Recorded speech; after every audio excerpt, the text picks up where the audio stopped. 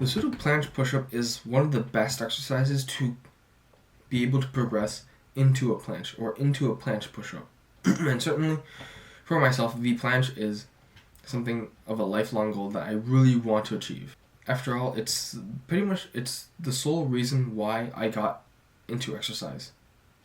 And it'd be a shame if I didn't get it. But the thing is, with pseudo planche push-ups, there are many mistakes that you can make, many cues that you can make, that which you do them in a certain way and it doesn't really help you at all.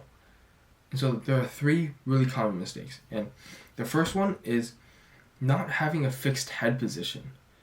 And so I mean this as in, like, you want to have your head in contact with the wall. Otherwise, you don't know if you're moving too far back, moving too far forward, at whatever times. It's not consistent. If your head's against the wall, you will know all the time. And so what happens, and what you'll be able to notice is that at the top of the movement, right, when your arms are fully locked out, you're going to be leaning more forward. You're going to be on your tippy toes, essentially. But then when you're at the bottom, your feet are going to retract backwards. So you're no longer going to be on your tippy toes anymore. And this is correct, right? Because the more you elevate yourself, the more you'll need to lean in order to compensate for that extra distance.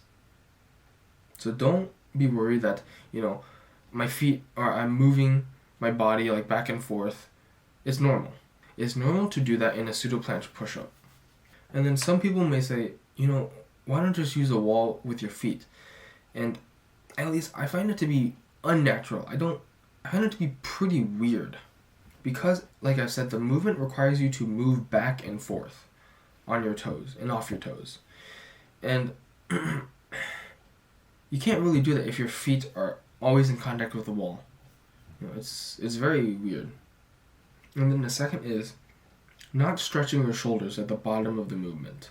Right, so I've done pseudo planche push-ups for like years, and probably for like the majority I didn't do this correctly, or I didn't really think about it. And when you're at the bottom position, you want to stretch your shoulders because you're training this exercise primarily for your shoulders, because the shoulders are the main movers for the planche. Like, they are.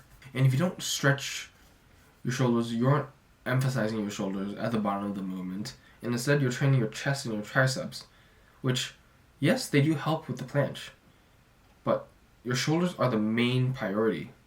And so at the bottom of the movement, you want to think about pulling your elbows backwards and really getting a nice stretch on your shoulders at the bottom of the movement so that you can emphasize them much more. And then finally, having protraction at the top. So why is protraction important? Because in the actual planche or in the actual planche push-up, protraction is very important. It's required even. And for actual planche push-ups, it is needed. And so getting in the reps and remembering what to do now, like forming the mind-muscle connection to do so right now, forming the habit to do so right now, will only do you wonders. You won't need to unlearn the habits that you did before and instead relearn protracting all the time. It will save you time and it will save you lots and lots of headache. Make your pseudo planche push-up better. Don't fall for these 3 mistakes, and you'll make even more progress with your pseudo planche push-ups.